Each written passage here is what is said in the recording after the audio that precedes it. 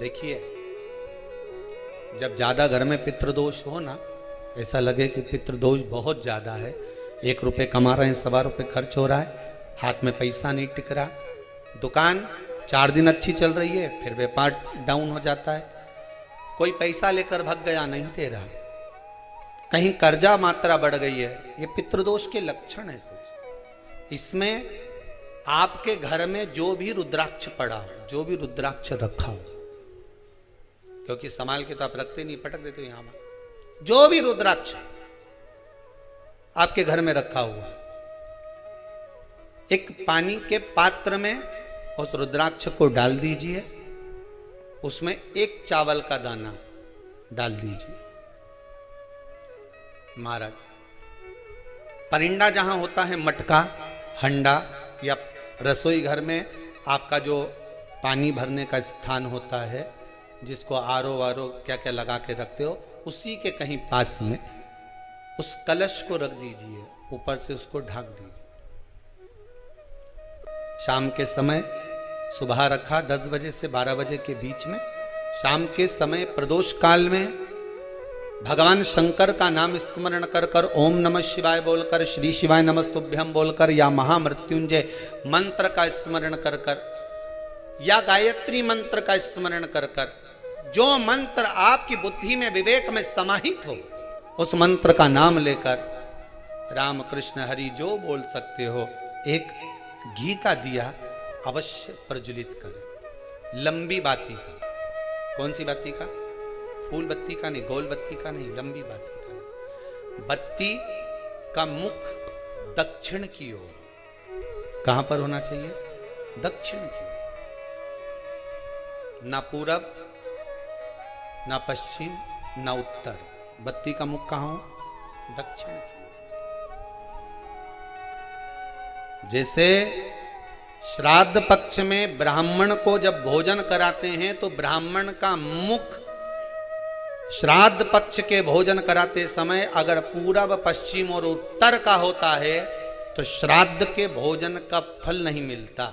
उसका मुख दक्षिण का होता है तो हमारे घर के जितने भी पितर उस तिथि में गए होते हैं, सबको उसका भाग मिल जाता है और पितृदोष समाप्त हो जाता है। इसलिए ब्राह्मण का मुख श्राद्ध पक्ष में भोजन कराते समय दक्षिण का होना चाहिए।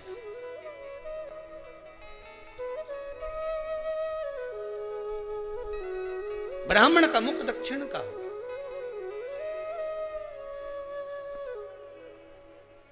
यहां तक शास्त्र कहता है, महाराज अगर गौ माता को श्राद्ध पक्ष में अगर भोजन दे रहे हो तो गाय का मुख अगर दक्षिण का है, गाय का, आपका मुख भले उत्तर का हो, गाय का मुख दक्षिण का हो, आपका मुख भले पूरा पश्चिम कहीं का, गाय का मुख अगर दक्षिण में, अगर आपने दक्षिण में गाय को खड़ी कर रखा है और दक्षिण में उसका मुख और आप भोजन दे रहे हो, तो शास्त्र कहता है कि किसी पिंड की जरूरत नहीं पड़ती, गाय स्वतः कल्याण कर देती है, गौ माता स्वतः कल्याण कर।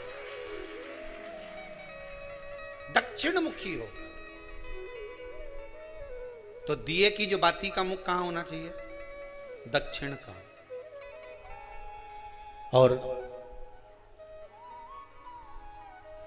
दक्षिण का मुख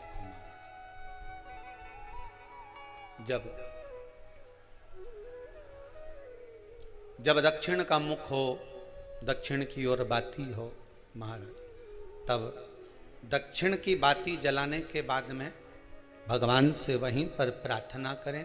जो कलश रखा है उसके ऊपर जो प्लेट रखी है, ढाका गया है, वहां अपना सीधा हाथ रखें और अपने पूर्वजों का, अपने पितरों का स्मरण करें कि मेरे धन को लेकर कोई चले गया, मेरा व्यापार ऐसा चल रहा है, मेरा घर में बच्चों का विवाह नहीं हो रहा, या घर में इतनी अशांति है, या तकलीफ है, या कष्ट है, ये सब का स्मरण कर कर उस कलश को रात्रि भर रखे रहने दें।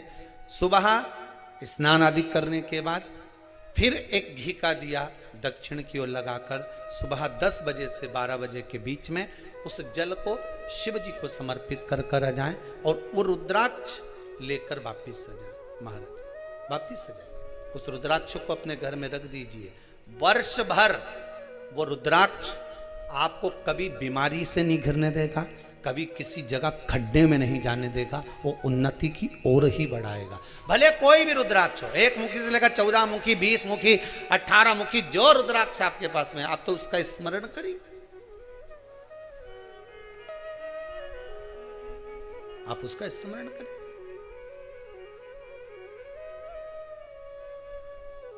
रुद्राक्ष का जल शिव को समर्पित